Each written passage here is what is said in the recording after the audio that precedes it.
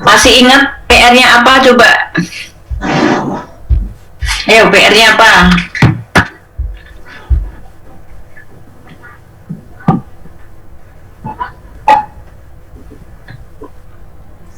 Mencari annual report ya. Terus masing-masing mahasiswa berapa?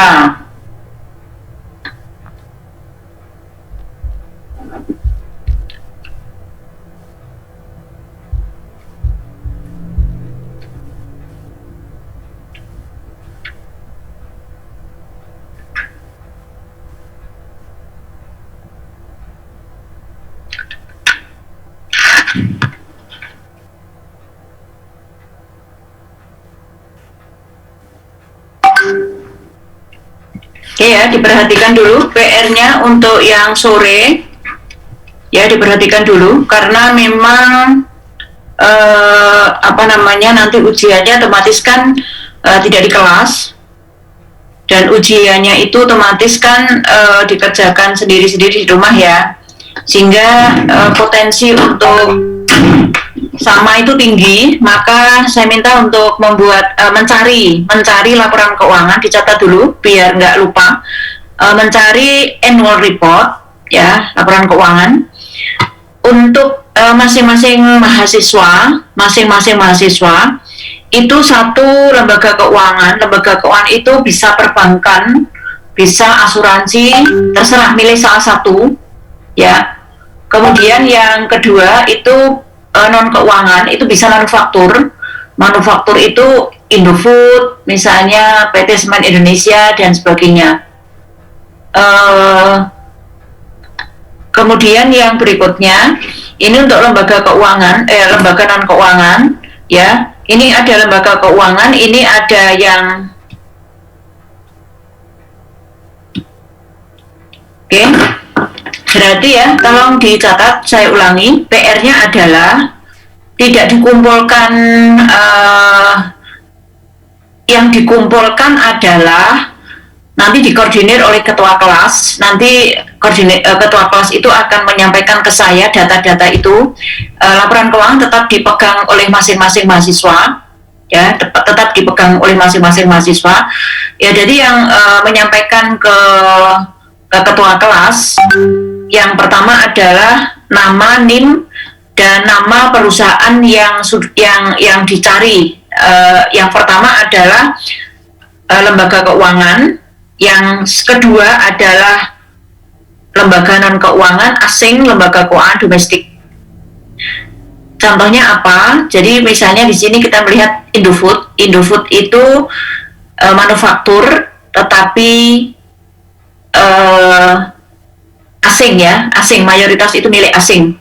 Yang domestik itu misalnya PT Telkom Indonesia, itu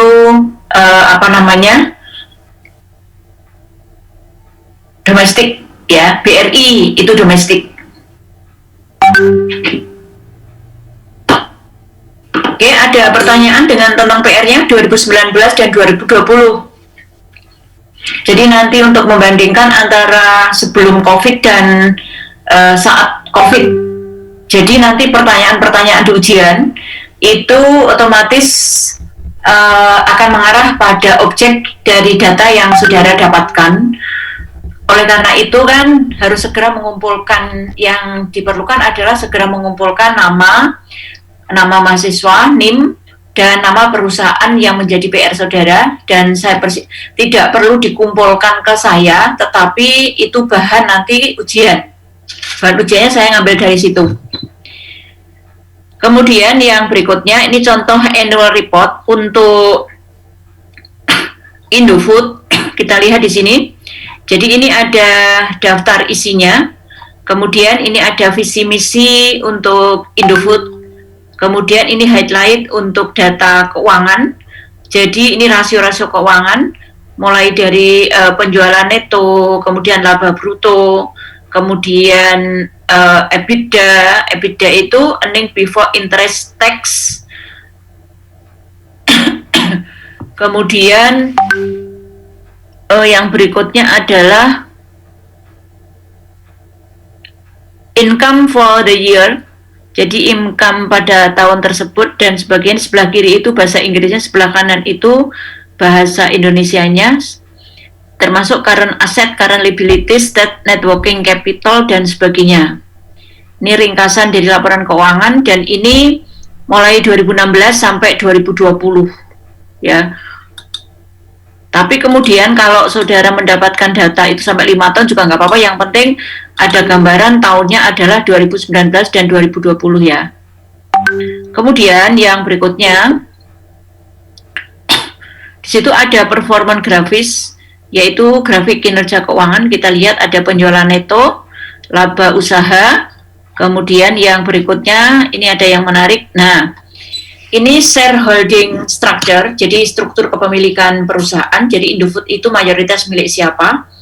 Ini milik asing aja, First Pacific Company Limited. Jadi institusi asing itu memilikinya di atas 50%. Kemudian publik di Indonesia itu ada 49,93. Jadi ini mayoritas adalah milik asing.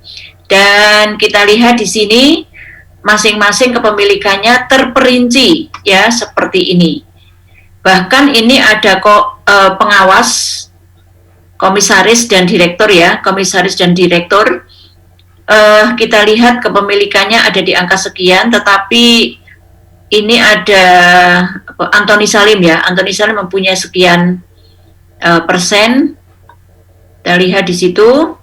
Nah, di sini kelihatan sekali foreign institution itu ada di angka 80,18, kemudian local institution itu ada di angka 16,35, foreign individual itu 0,11, dan local individual, ini individu dari Indonesia itu ada di angka 3,36. Ini kepemilikan untuk perusahaan Indofood Sukses Makmur, mayoritas itu dimiliki oleh foreign institution, jadi badan usaha asing. Nah, ini bisa dilihat kalau saudara melihat ini di sini ada Board of Commissioners itu komisaris utama. Jadi kita lihat di sini nanti dilihat siapa saja, komite audit dan sebagainya. Nah, ini bisa dipakai untuk bahan membuat skripsi yang disebut dengan good corporate governance-nya. Kemudian di sini ada brand yang ditawarkan. Kita lihat melakukan diversifikasi dengan produk yang berjumlah banyak dan bermacam-macam. Indomie aja, Indofood itu melakukan inovasi dengan berbagai rasa ya. Kita lihat kalau ke Indomaret. Kemudian makanan-makanan yang cemilan untuk ini ya, cemilan-cemilan ini banyak sekali dengan mengeluarkan macam-macam produk, mulai Citato, mulai dari Kitela dan sebagainya, sosis, saus ya, saus, kecap dan lain-lain. Kemudian yang berikutnya, bahkan di sini Indofood itu mengakuisisi PT Tepung Bogasari untuk mempermudah input pada Indomie tersebut. Juga minyak goreng itu Bimoli itu milik Indofood ya, Bimoli itu milik Indofood. Kemudian yang berikutnya, kita lihat berikutnya.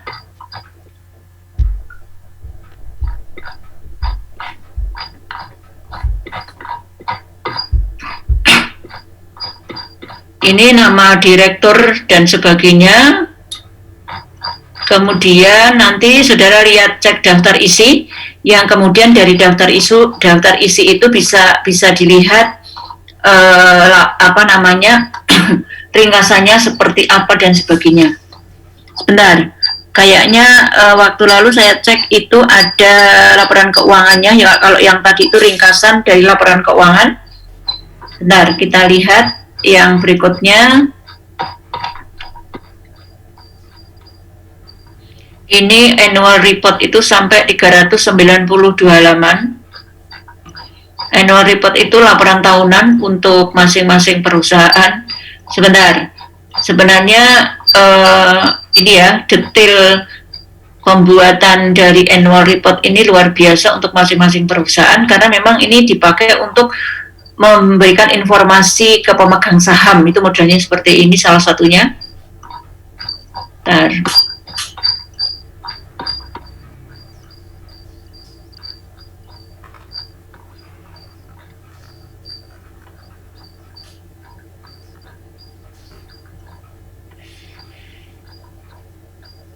Ini CSR-nya.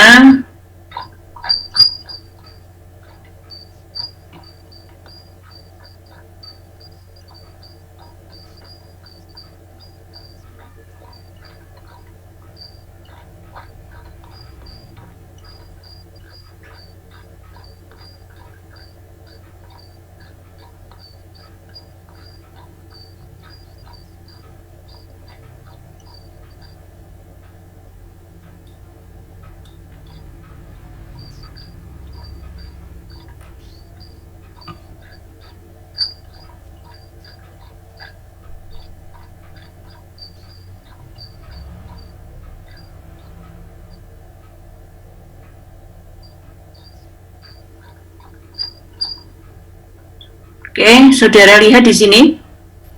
Ini ada di halaman 181. Ini laporan keuangan namanya, ya. Ini ada aset. Jadi nanti kalau ujian buka-bukanya banyak banget.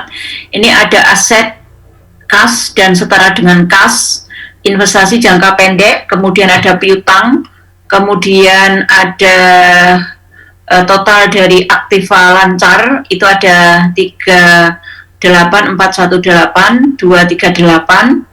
Kemudian yang berikutnya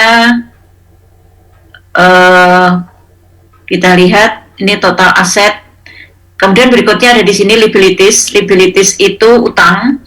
Utang itu bisa jangka pendek, bisa jangka panjang, ya kan?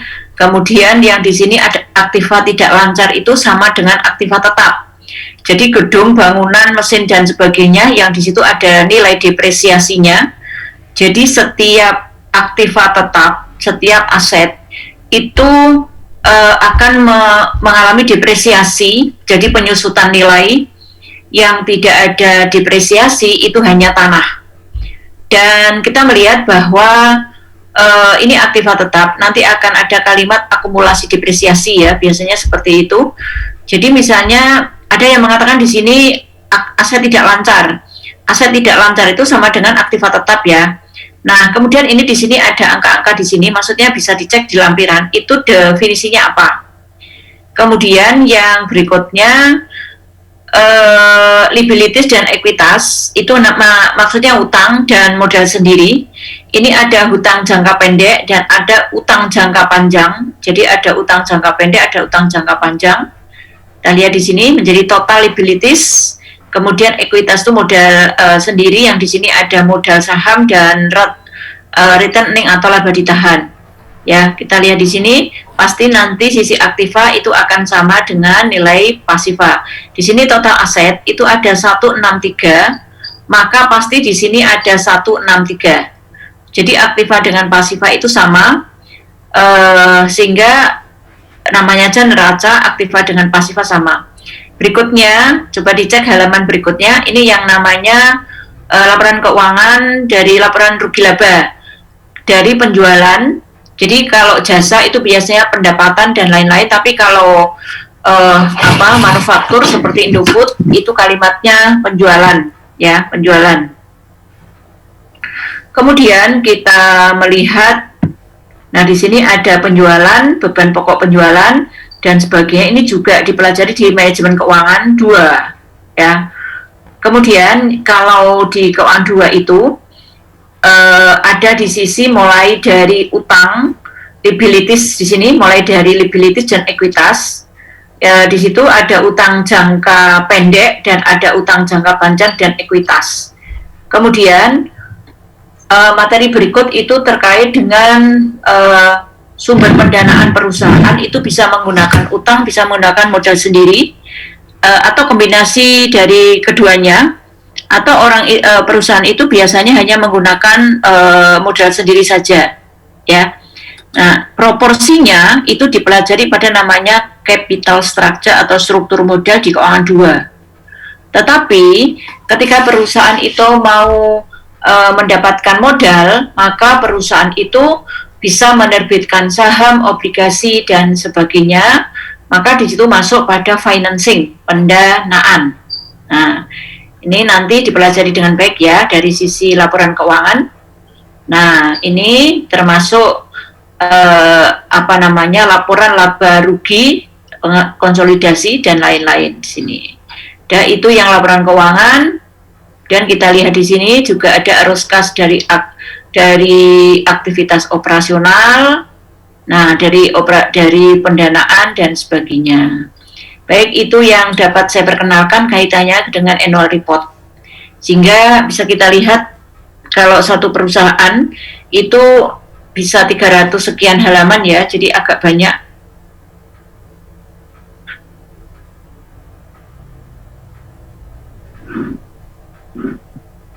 Oke, ada pertanyaan dulu sebelum kita break dulu ya, sholat isya dulu. Ada Bu.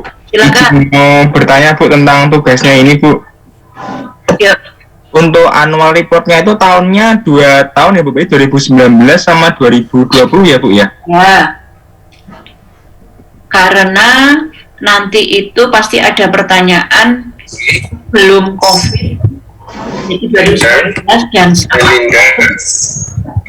COVID, ya, dan saat COVID. Sudah? Untuk lembaga keuangannya itu berarti itu lembaga seperti bank ya Bu ya, ini ya Bu, kan ada dua. Yang pertama lembaga keuangan kan ada dua, lembaga keuangan bank dan lembaga keuangan non bank. Ya. Ya kan? Kalau lembaga keuangan bank berarti ada Bank Mandiri, ada Bank BCA, gitu loh. Ya, siap. Itu namanya lembaga keuangan bank. Lembaga keuangan yang non bank tapi keuangan, tapi bukan bank, itu misalnya asuransi, pegadaian, itu lembaga keuangan tapi non bank. Ya, ya Bu. Kemudian ini laporannya orang mengeluh, ini karena ujian sekalian. Ini jadi sudah diarahkan sekalian biar nanti sudah bisa ya videonya. Saya screenshot. Ini sebenarnya sudah saya nyalakan itu Pak. Oke, siap. Oke, baik. Dengar suara Bu Tami? Dengar Bu. Oke. Jadi ini maaf Bu, ingin mengulang lagi aja Bu ya. Berarti ini mencari annual reportnya 3 lembaga ya Bu ya. Pertama lembaga keuangan. Ya. Yang yang lain biar dengar ya. Ya. Ya. Coba kamu bilang. Yang pertama itu lembaga keuangan, terus yang kedua lembaga keuangan lembaga non bank. Maaf Bu, lembaga non keuangan ya Bu ya. Sama yang ketiganya manufaktur tadi itu ya Bu ya. Bukan. Satu asing, satu domestik. Oh ya, baik Bu.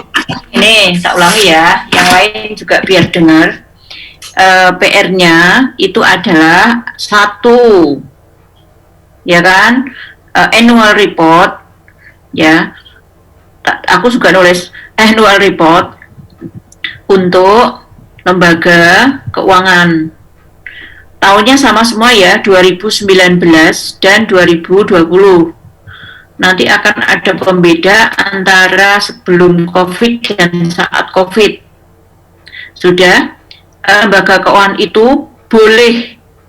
Kenapa saya tulis lembaga keuangan?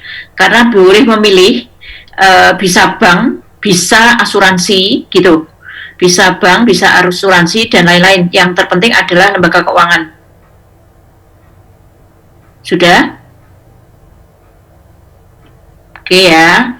Nomor 2 sekarang. Nomor 2 itu annual report. Kenapa saya bahasakan agak luas ya? Karena biar lebih ini loh, banyak alternatif.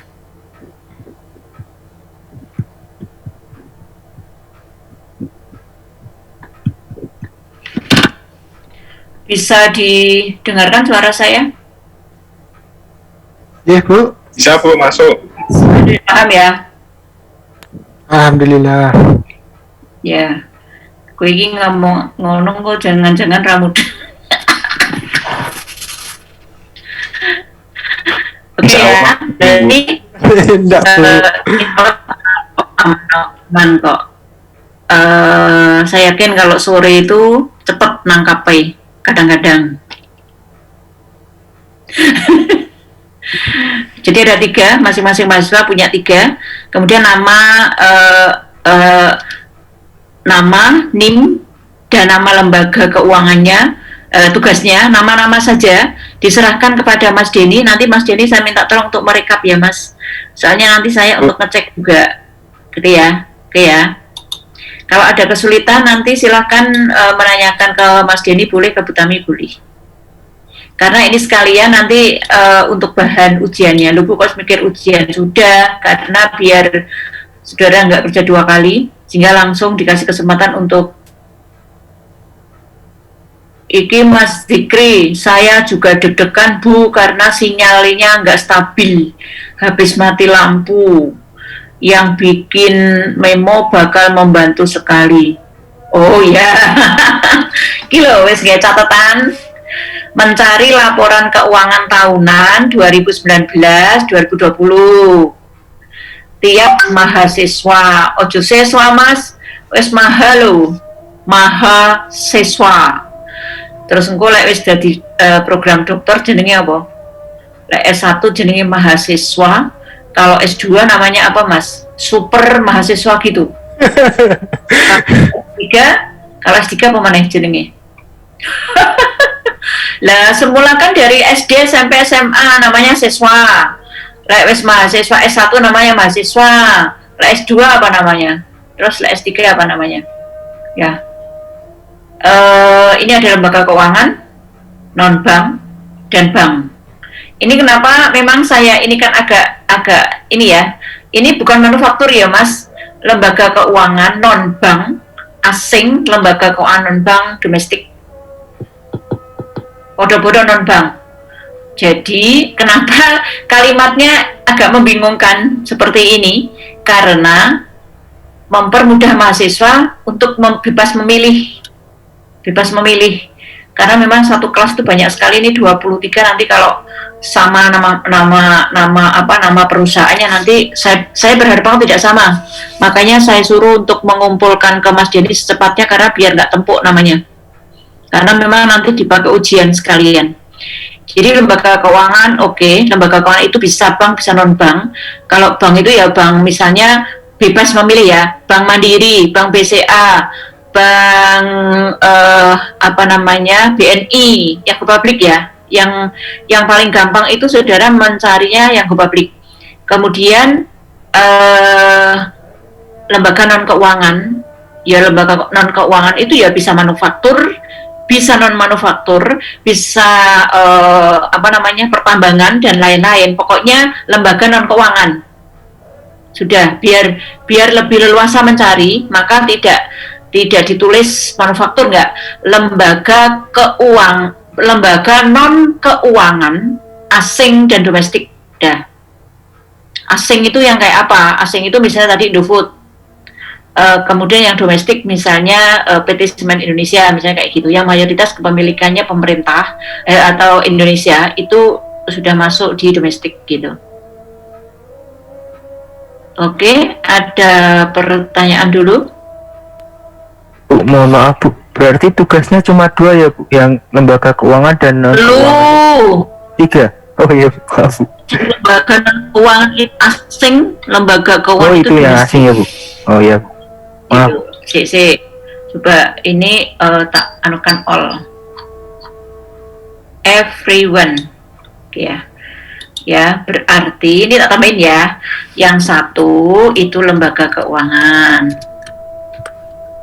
Ini bener kok Mas, kamu kreatif Ondes. Loh, kok nyolot lembaga keuangan? Loh, lembaga non keuangan.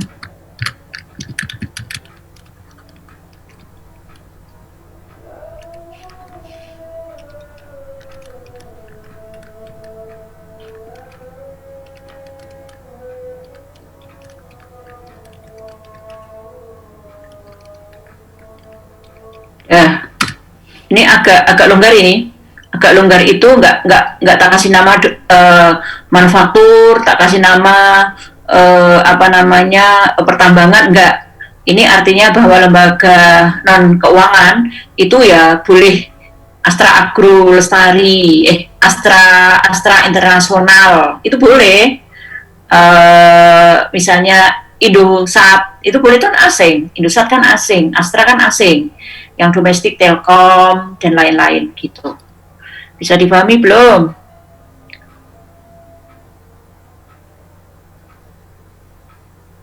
Bisa dipahami belum? Saya Ya Bu, baik. Bismillah bisa. Siap Bu. salah.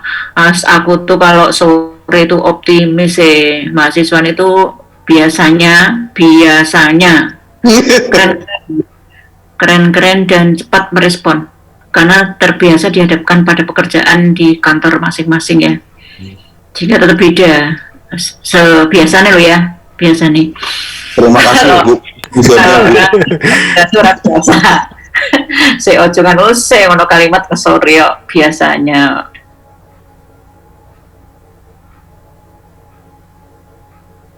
Ya toh.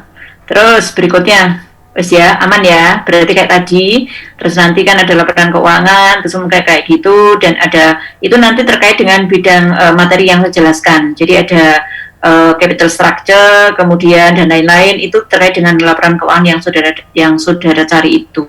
Jadi pertanyaan-pertanyaan ya seperti itu. Baik, kita break dulu ya, sholat dulu ya. Nanti balik sini lagi ya. Ini aku nggak live tapi tetap cuman tak tutup aja dulu. Aku unmute dulu, sholat dulu ya. Iya Bu, monggo.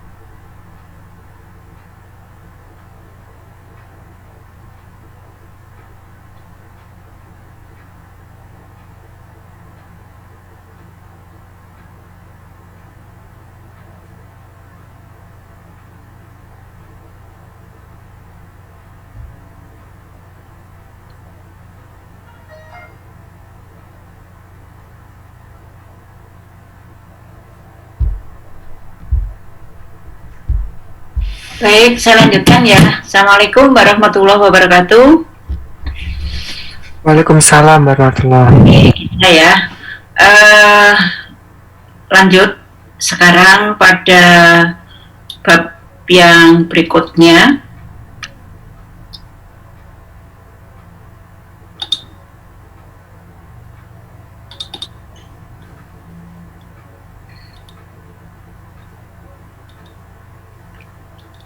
Baik, untuk keuangan 2, tadi kan minggu pertama atau hari Rabu lalu, jadi untuk keuangan 2 itu membahas tentang financing decision. Financing decision itu pendanaan itu menggunakan dana dari mana?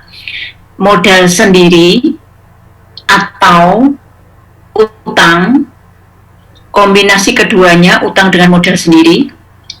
Kalau kombinasi antara modal sendiri dengan utang, berapa proporsinya? Jadi dari utang berapa persen, dari modal sendiri berapa persen. Itu nanti dihitung di laporan keuangan yang disebut dengan liability study. Kalau di ringkasan namanya debt to equity ratio atau debt to equity ratio ya. Kalau proporsi utang dari perusahaan itu namanya debt to total asset. Nah, kemudian kita melihat ke sini, ketika perusahaan membutuhkan modal, ketika perusahaan membutuhkan financing, pembiayaan, maka beberapa cara yang dilakukan, yaitu utang.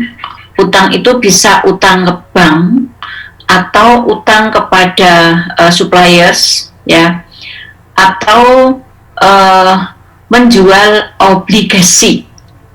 Jadi menjual surat-surat berharga, pihak itu disebut sebagai emiten yang tentunya dengan harapan untuk mendapatkan tambahan modal, baik dengan cara menerbitkan obligasi maupun dengan cara menerbitkan saham. Ketika taruh saja PT Telkom itu membutuhkan dana untuk ekspansi, maka PT Telkom itu disebut sebagai emiten. Kalau yang dijual itu saham ya, sebagai emiten saham, kemudian investornya adalah investor, disebut juga owner. Jadi misalnya Mas Denny punya saham Indosat, Indofood, Telkom, Unilever gitu ya. Walaupun membelinya itu jumlahnya tidak banyak, terus saja membelinya itu hanya 0,05%, itu sudah dikatakan Mas Denny memiliki 4 perusahaan BUMN, perusahaan yang besar-besar. Tadi yang saya jelaskan tadi. Jadi status dari investor saham adalah pemilik perusahaan.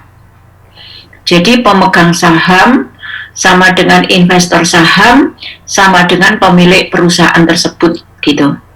Nah, karena bahasanya adalah pada financing decision, maka kemudian caranya adalah mengenal terlebih dahulu, karena memang ada di capital market maupun money market gitu, intinya ke sana. Jadi kita melihat, nah, apakah Anda pernah membuka www.idx.co.id ya? Sudah pernah belum? Sudah pernah belum? Ya Bu, ini nyari laporan keuangannya di IDX. Oke, coba yang lain sudah bisa semua? Yang IDX ya. Di IDX ada, di Yahoo ada, di webnya ada.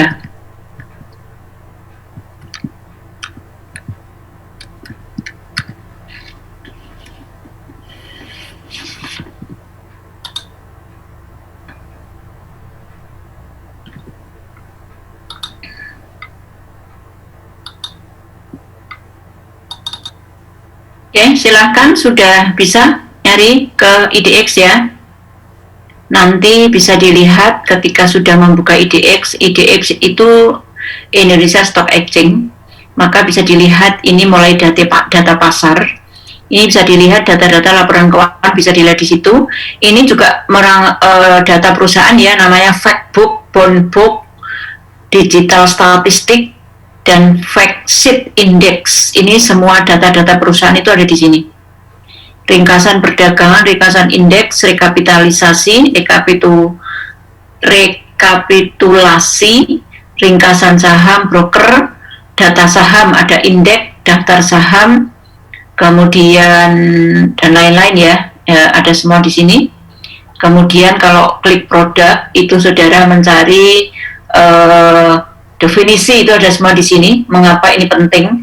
Karena ketika perusahaan itu mau butuh pendanaan, butuh dana dalam jumlah besar, tidak mungkin perusahaan itu mendapatkannya dari modal sendiri, tentu perlu melakukan strategi. Salah satunya adalah menerbitkan saham, obligasi, reksadana, atau yang lain. Ini ada indeks di sini, nanti dicoba juga untuk mulai di klik yang belum ngeklik ya. Ini ada laporan keuangan tahunan, dan ini laporan keuangan dan tahunan, ini ada. Jadi prospektus kita lihat di sini, ketika kita itu mau investasi saham, maka prospektus menjadi penting karena itu cerminan untuk prospek dari perusahaan di masa yang akan datang. Dan sama dengan ketika kita itu ditawari investasi, mestinya kita itu juga menanyakan proposalnya mana, ya. Jadi ketika kita melihat pada proposal, jadi misalnya ada Mas Denny menawarkan, itu bagus loh, itu ada tanaman yang butuh dana, Pak Tani itu butuh dana, lalu nanti hasilnya sekian gitu ya. Nah, pada saat seperti itu pasti orang lain tadi akan nanya, seperti apa sih gitu. Nah, salah satu cara Mas Denny adalah membuat proposal, yang tentunya dari proposal itu bisa dipelajari oleh calon investor, kira-kira investasi itu menguntungkan apa enggak dan sebagainya. Kalau di pasar modal itu namanya prospektus. Nanti saudara bisa klik buka prospektus itu apa. Jadi ketika mau memulai investasi itu sebaiknya melihat dulu dari proposal yang ada, yang ini disebut dengan prospektus ya, prospektus. Lalu berikutnya ini ada yang IDX Syariah, Indonesia Stock Exchange Syariah, disebut sebagai pasar modal syariah. Kita lihat di sini ada ini produk syariah ya, ini ada saham syariah, nanti dibaca aja karena ini saya pikir bisa pernah kayaknya saudara dapat mata kuliah ini ya, yang saya sampaikan bahwa ketika mau membutuhkan dana, maka salah satu cara adalah menerbitkan surat-surat berharga di pasar modal. Jadi ada yang syariah, ada yang konven. Nah, ini indeks syariah, ada indeks saham syariah. Produk syariah itu tidak hanya saham, kalau diklik ke bawah itu ada sukuk itu obligasi syariah, dan di sini ada reksadana syariah ya. Kemudian kita melihat di pasar modal itu ada aturan dan fatwa ya, fatwa dan regulasi yang memang mengawal sebagai acuan atau sebagai dasar hukum syariahnya. Ini bisa diklik juga. Kemudian di sini ada anggota bursa dan lain-lain. Ini memperkenalkan kepada saudara bahwa ada banyak macam produk yang ditawarkan di bursa. Lalu nanti dicoba sendiri aja peraturannya apa dan sebagainya. Kemudian yang berikutnya, Kemudian yang berikutnya, kita lihat di sini. Nah, ini ada statistik pasar modal. Itu untuk melihat angka-angka statisnya atau perkembangan dari misalnya saham, obligasi, reksadana dan sebagainya. Itu bisa dicoba masuk ke web statistik pasar modal. Kemudian analisis fundamental technical analysis. Jadi memang untuk investasi saham itu ada dua metode. Yang pertama adalah fundamental analysis dan technical analysis. Nah, di Yahoo Finance itu ditemukan banyak laporan keuangan baik Indonesia maupun dari luar negeri, dan ada analisis teknikal yang disebut dengan Yahoo Finance. Ya, ini ada juga di Yahoo Finance ya, analisis teknikalnya. Kemudian kalau memerlukan informasi-informasi yang up to date dan mendesak, nampaknya memang langsung kita itu Google aja mencari informasi yang memang saudara perlukan. Bahkan untuk investasi, jadi ada dua sisi ya, ada dua sisi ketika kita bicara pasar modal. Nah ini ada pasar modal sebagai lembaga intermediasi yang menghubungkan investor yang memiliki kelebihan dana dengan emiten.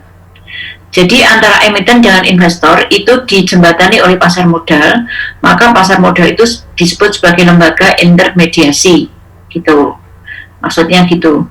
Nah, kalau membutuhkan modal, itu berarti ini perusahaan atau emiten dengan cara menerbitkan surat berharga dan sebagainya. Tadi fokusnya adalah pada namanya financing decision. Nah ini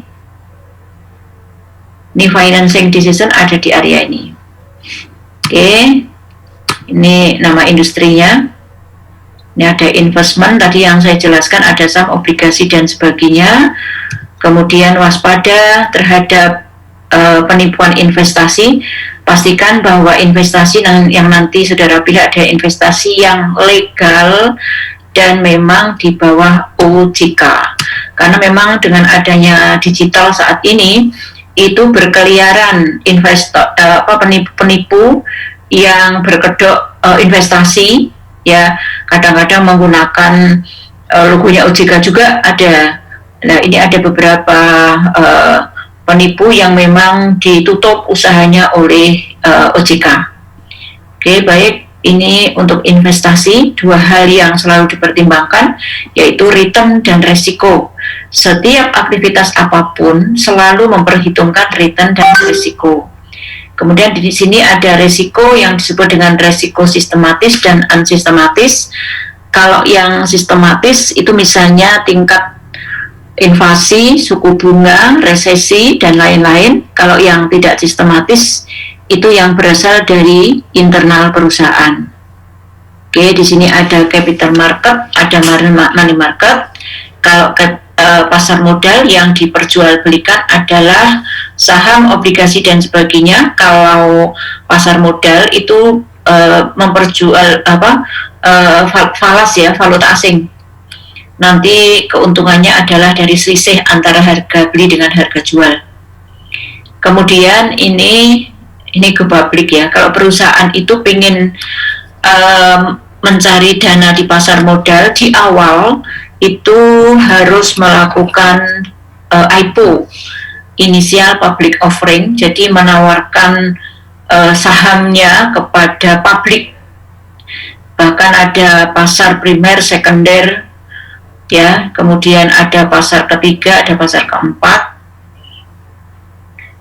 Kemudian kaitannya dengan materi yaitu financing decision.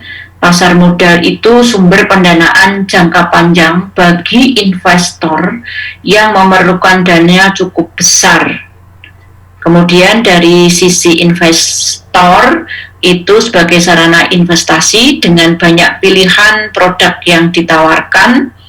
Kemudian ini ada diversifikasi investasi itu, kalau saudara punya uang, maka kemudian pilih beberapa instrumen investasi, bisa saham, obligasi, reksadana dan sebagainya, sehingga untuk meminimumkan resiko dilakukanlah portofolio strategi, jadi dikolaborasi atau dikombinasikan untuk mendapatkan dividen dan capital gain. Kemudian harga seperti lelang ya, harganya seperti lelang karena tidak seperti kita melihat di Indomaret ya, harga ditentukan oleh tokonya, tetapi oleh tokonya, tetapi kalau di pasar modal itu harga ditentukan tarik menarik antara supply dengan demand, sehingga seperti lelang. Dan pembelian saham itu meminal satu lot itu 100 lembar saham, dan likuiditas tinggi, artinya bahwa ketika saudara itu investasi di pasar modal dan membutuhkan dana dalam yang sangat emergensi, maka saat itu pula hari transaksi saudara bisa menawarkan ke bursa yang tentu cepat direspon oleh publik itu. Tapi kalau investasinya itu di tanah, bangunan, gedung, maka ketika membutuhkan dana tidak semudah yang saudara bayangkan, bahkan diiklankan berbulan-bulan ternyata tidak ada yang nawar. Itu maka kenapa properti, mobil dan sebagainya masuk pada kelompok aktiva tetap, atau tadi neraca masuk pada kelompok aktiva tidak lancar. Tapi kalau saham itu masuk di aktiva lancar, aset lancar, dan ini bisa diperjualbelikan di bursa yang tentunya likuiditasnya tinggi, dan bisa investasi di bursa itu bisa melalui pialang, tetapi bisa langsung akses sendiri tanpa melalui pialang. Ini ada investor individual dan investor institusional. Jadi yang institusional itu misalnya Unisula itu punya kelebihan dana, dibelikan saham Telkom, maka kemudian Unisula adalah sebagai pemilik Telkom, ya. Ini lembaga intermediasinya. Ini instrumennya tadi sudah saya jelaskan, yang syariah dan konven. Kemudian ada dua hal yang dilakukan, yaitu analisis teknikal dan analisis fundamental. Nah, ini tadi tarik menarik antara supply dengan demand dipengaruhi oleh faktor mikro dan makro, dan harga saham itu bisa berubah setiap saat, ya. Dan ada dua cara untuk melakukan transaksi. Bisa langsung saudara melakukan transaksi di pasar modal dengan cara itu ada mendownload Play Store, ya, mendownload RTI Bisnis namanya. Itu bisa dilakukan untuk melakukan transaksi di pasar modal secara langsung, tetapi bisa juga melalui pialang. Dan di sini ada harga saham itu, ada harian, mingguan, bulanan, tahunan, dan ada plus price. Kemudian indeks, ya, indeksnya juga macam-macam. Indeks LQ45, indeks Indonesia Islamic Index, dan lain-lain. Yang tadi di IDX ada kelompok yang disebut dengan indeks, tinggal klik saja. Kemudian ini mekanisme perdagangan saham, di mana bursa itu menjembatani antara pembeli dan penjual. Nah, ini maksud saya bisa melalui pialang. Tentunya kalau melalui pialang maka akan memberi komisi kepada pialang tersebut besarnya 2,5 sampai 3%. Ini tadi sudah. Nah, ini keuntungannya bisa mendapatkan dividen, yaitu bagian keuntungan perusahaan yang dibagikan kepada pemegang saham. Kemudian ada capital gain, hasil lebih tinggi, dan dana aman, karena memang banyak di pasar modal itu ada penjamin, kemudian ada notaris, dan lain-lain. Kemudian likuiditasnya tinggi, tadi saya jelaskan. Dan di sini ada OJK yang memang mengawasi, memberi aturan, dan sebagainya untuk transaksi di pasar modal. Dan di sini ada lembaga penunjangnya, dan kemudian ini masih ada manajer investasi, kustodian, biro administrasi efek, pemeringkat efek, dan wali amanat. Kemudian ada beberapa profesi yang dibutuhkan di pasar modal, yaitu ada akuntan publik, konsultan hukum, kemudian karena memang butuh yang namanya macam-macam perjanjian, ya, dan persyaratan-persyaratan tertentu, bahkan butuh UMR, AMDAL, dan ada notaris, kemudian ada penilai. Ini kalau pasar uang itu melakukan jual beli mata uang dengan negara-negara lain, uang asing gitu loh. Oke, ada SBI dan sebagainya. Baik, saya pikir cukup, nanti bisa dibaca sendiri. Silakan kalau ada pertanyaan.